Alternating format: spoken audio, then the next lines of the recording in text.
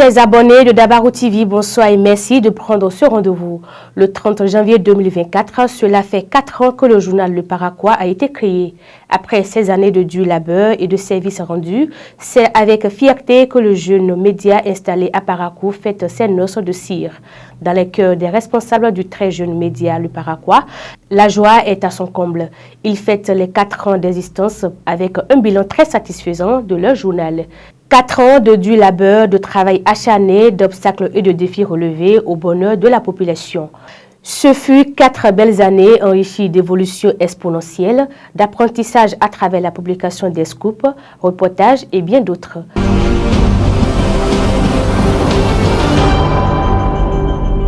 S'enquérir du bon déroulement des activités et exhorter les acteurs à plus d'assiduité pour la réussite de la campagne d'alphabétisation. C'est l'objectif de la descente d'une délégation conduite par le maire Biosarako Tamou de Banikwara le vendredi 26 janvier 2024 dans les centres de formation des facilitateurs et facilitatrices du programme d'appui à la gestion décentralisée de l'alphabétisation PAGEDA. À travers cette descente, le maire entend œuvrer pour le bon déroulement de la campagne d'alphabétisation. Au total, 280 facilitateurs et facilitatrices provenant des communes des départements du Borgou, de la Libori, de la Takura et de la Donga sont en formation. Dans l'ensemble, l'autorité communale a constaté que tout se passe bien.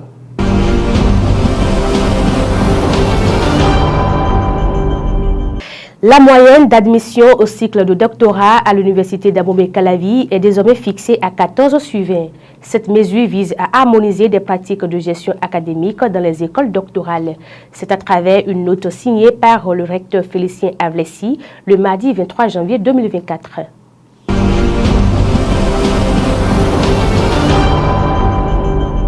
Les capacités de la police, de l'aviation civile et des douanes béninoises en matière de contrôle de l'aviation générale sont renforcées. C'est à travers un atelier de formation de 5 jours lancé le 29 janvier 2024 à Cotonou, dans la salle de conférence des douanes du Bénin par le colonel des douanes Idrissou Imourou, représentant de la directrice générale des douanes béninoises. Cette formation s'inscrit dans le cadre du projet Colibri pour l'Afrique, l'Organisation mondiale des douanes et l'Union européenne. C'est un projet qui vise à renforcer la coopération transfrontalière et la lutte contre les organismes criminels à travers des opérations de détection des tendances, des itinéraires et des modes opératoires.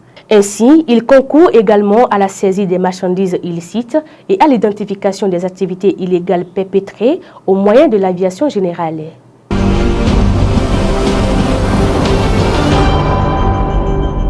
Le président de l'Assemblée nationale, Louis Vlavonou, a reçu les vœux du nouvel an du personnel civil et militaire de son institution le mardi 30 janvier 2024.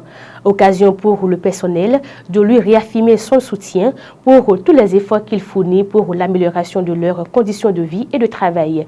C'était au jardin du palais des gouverneurs à Porto Novo. Cette cérémonie, qui est conforme aux usages du président Louis Vlavonou, a connu la présence des membres du bureau de l'Assemblée nationale et quelques députés.